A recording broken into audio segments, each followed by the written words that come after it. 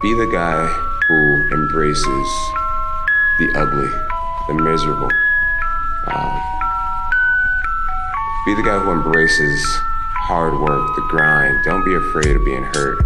Don't be afraid of sacrificing some blood. That most men live lives of quiet desperation. It's one of my favorite quotes ever because it's true. And I've been that guy.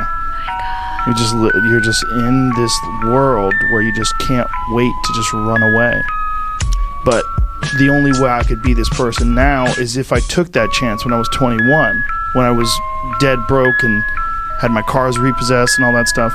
That's the only way you ever get where you want to go. You have to take a path that's dangerous, and most people want to take the safe path. And the safe path leaves you stuck in quiet desperation. Guys, what do you wish you'd done before you died? Paint a self-portrait. Build a house. And you? I don't know. Nothing. Come on, get in the right. You have to know the answer to this question. If you were to die right now, how would you feel about your life? I don't know. I wouldn't feel anything good about my life. Is that what you want to hear me say? Get busy living. You get busy dying.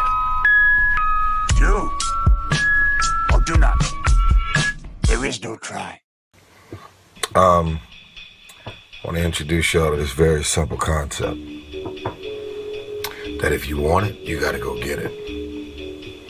Some of y'all got this concept of what you want to accomplish. You know, some of y'all are motivated by broke.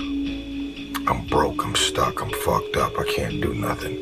Some of y'all are motivated by just wanting to accomplish the things that you want to accomplish. Other folks are motivated by materialistic things. It's a very simple concept. If you want it, you gotta go get it. And what does that mean? It means that you trying to convince me or anybody else that you want to get it when you partying all week, as soon as you get any kind of money, you buying a bunch of shit that you really can't afford. What you got the latest iPhone for? Huh? What's the difference in the iPhone 5 and the iPhone 6? Other than the fact that it's new. Can you technically afford that? See, everything about what you're doing and the moves that you're making is getting in the way of the big picture. Everything. You still clubbing, you still partying, you still popping bottles with models. You doing the most already, and you ain't even on. You trying to convince everybody around you that you on, but you not on. You know the truth, and I know the truth. You ain't on. Most of the people who really ain't got it, they go out of their way to try and show people that they have it. The more you go out of your way to show me that you have it, you're confirming to me that you really don't got it. Because it's perception versus reality. It's perception versus reality. Because you pulling up to the club in the nicest car don't mean you actually got gas money. While everybody else is caught up in, oh shit, look what he pulling up in. I know the truth, homie. I see the look on your face when you order all them bottles in the corner with like 15 to 20 bad ones around you. As soon as that lady walk up to you with the little flashlight, you up in the corner looking miserable as a motherfucker because you ain't got it. It's time to stay focused. It's time to decide, fuck clubs, fuck partying, fuck trying to fit in and socialize, rub elbows with everybody so people can stop calling you weird. Why are you so antisocial? Because I'm trying to get it. Why are you staying on the basketball court so much? Because I'm trying to get it. Why are you out there practicing in the hot sun when ain't nobody else out there? Because I'm trying to get it. Why are you not clubbing like every time I text you and invite you to go do something fun and cool, you always studying? Because I'm trying to get it. Let me tell you something, homie. These women ain't going nowhere. These clubs, these parties, all this shit ain't going nowhere. The more weird you are is a reflection of how committed you are to focusing on your shit, molding and shaping and developing your ideas and your craft so that when it's time for you to make your rounds, you gon' fly. It's Stop running around here trying to live up to the hype, homie. You on a bus stop with the new iPhone 6. That shit don't make no sense. I'm just keeping it real, man.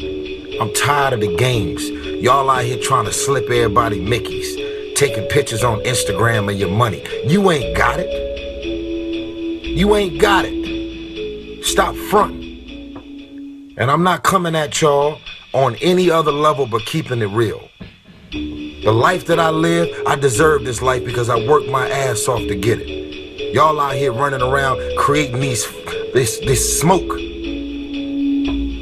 on the brink of destruction, and it's all self-inflicted. You did it to yourself, trying to live up to the hype and create the smoke that you doing it. You ain't doing it. You still got work to do.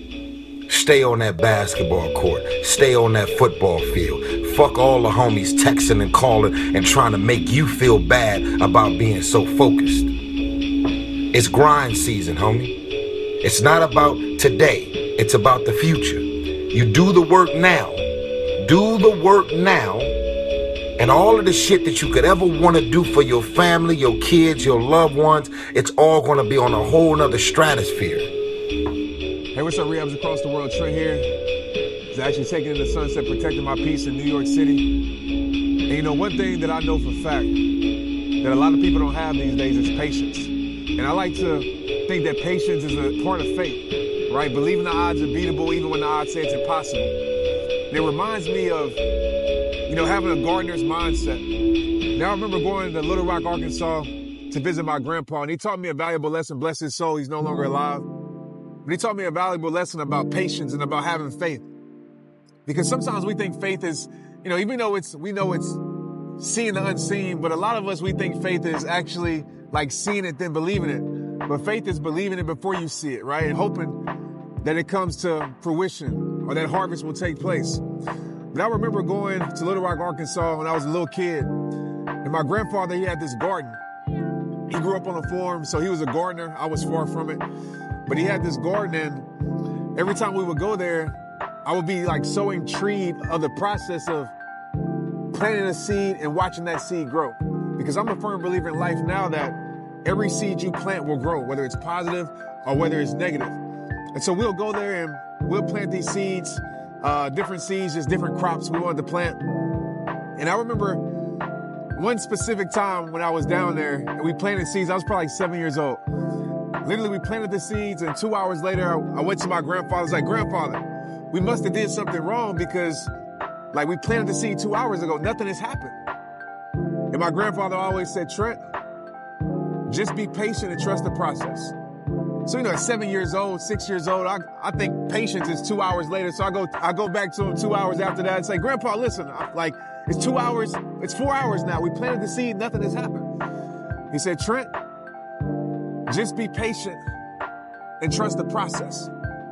So patient to me then tomorrow. So the next day I go to my grandpa and say, Grandpa, look, we did something wrong. Like nothing has happened. We planted this seed. I thought we did it right. He said, Trent, just be patient and trust the process.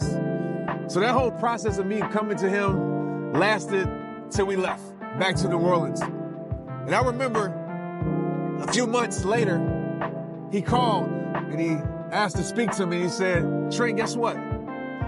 That seed that we planted, it's time for the harvest. That crop grew. And he said, in life, always have this mindset. Just be patient and trust the process.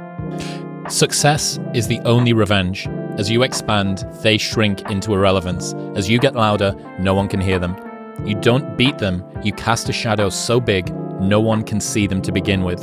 When people copy, they copy the wrong stuff because they don't know why it worked to begin with. And when it breaks, they don't know how to fix it because they didn't build it. So don't sweat it. Copycats will always be behind.